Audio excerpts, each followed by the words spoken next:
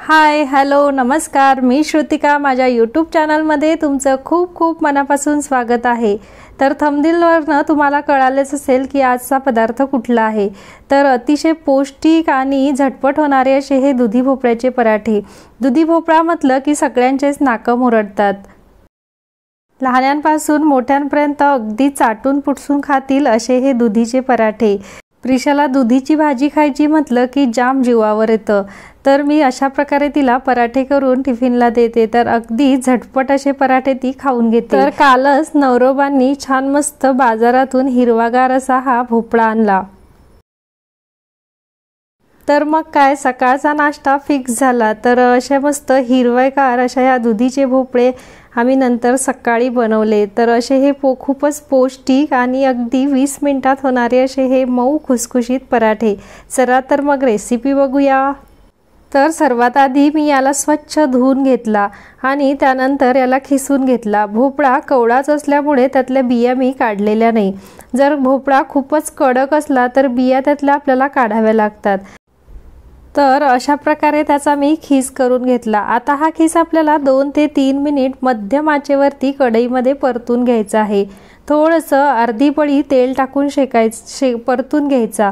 ह्याने काय होतं की आपल्या खीसमध्ये जे अतिरिक्त पाणी आहे ते शोषून घेतलं जातं आणि आपण जो खीस पिळून घेतो तर तो त्यातले जीवनसत्वसुद्धा बाहेर जातात. ते न जाता ते आपल्या या खीसमध्येच राहतात आणि आपले पौष्टिक असे पराठे तयार होतात.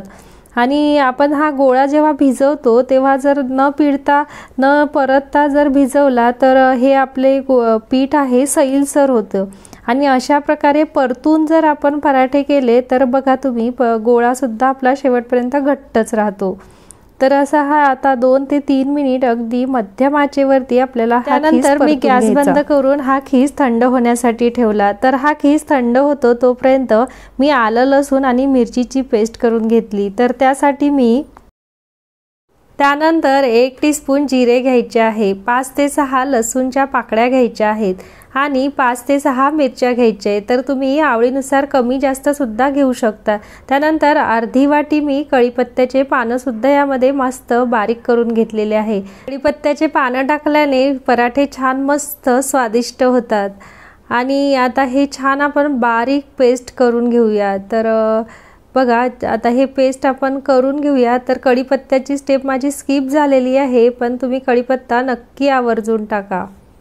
मिश्रण बारीक केलं तोपर्यंत आपले हे खीससुद्धा छान मस्त थंड झालेलं आहे. तर लक्षात ठेवा खीस थंड झाल्याशिवाय आपण यामध्ये बाकीचे पीठ टाकणार नाहीत.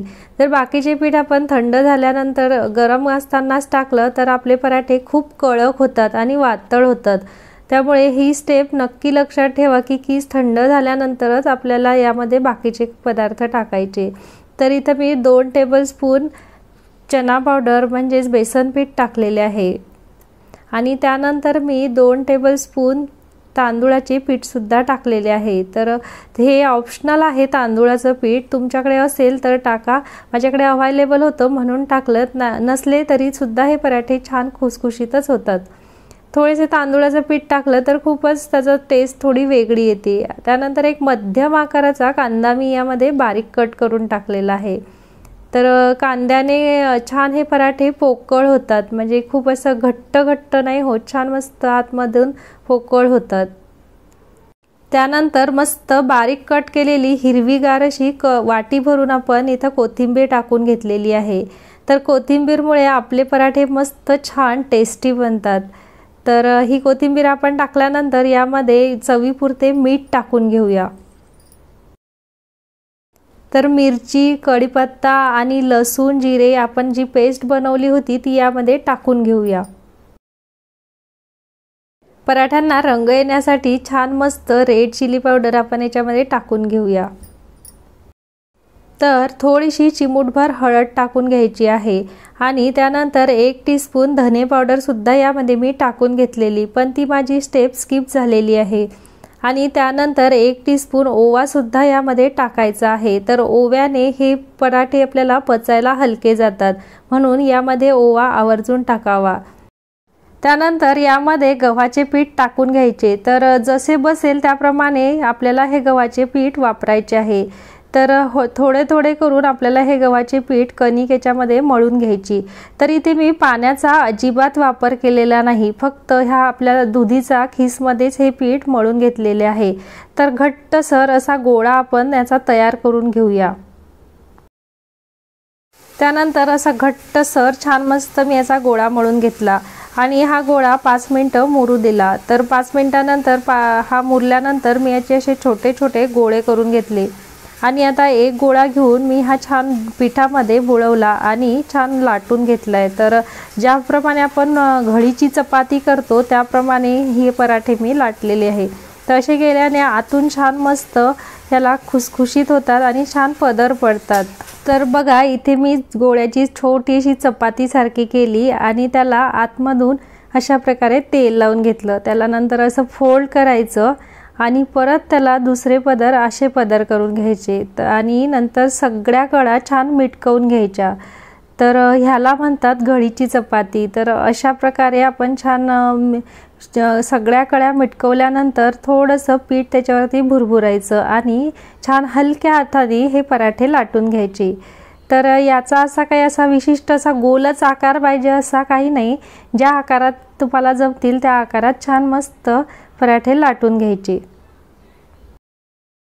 तर जास्त जोर देऊन सुद्धा हे पराठे लाटायचे नाही, नाहीतर ते लाटण्याला किंवा पोळपाटाला चिटकतात। म्हणून अगदी हलक्याच्या हाताने मध्यम असे मीडियम, जास्त पातळ किंवा जास्त जाड सुद्धा हे पराठे लाटायचे नाही। तर बघा आपला पराठा छान मस्त लाटून झालेला आहे। आता आपण त्याला शेकून घेऊया। तर इकडे मी गॅसवरती तवा तापतच ठेवलेला होता। तर हा लाटलेला पराठा याच्यावरती मी टाकून घेतला आणि मीडियम आचेवरती दोन्ही साइडने हलकासा गुलाबी होईल तोपर्यंत त्याला शेकून घेतला। तर स्टार्टिंगलाच यामध्ये आपण याच्यावरती तेल टाकायचे नाही। तर स्टार्टिंगला याच्यावरती तेल टाकलं तर पराठा हा आपला कच्चा राहतो, म्हणून 2-3 वेळा उलटा पालट केल्यानंतर आपण पळीने याच्यावरती तेल टाकून छान मस्त शेकून घ्यायचा। तर बघा आता 3-4 वेळा माझं उलटून झालं। तर आता याच्यावरती आपण छान मस्त तेल टाकून घेऊया। दोन्ही साइडने छान मस्त तेल टाकून शेकून घ्यायचं आणि त्यानंतर आता मस्त छान आपण त्याला मुलांना असं टेस्टी लागायसाठी त्यावरती मी तीळ थोडीशी भुरभुरलेली आहे।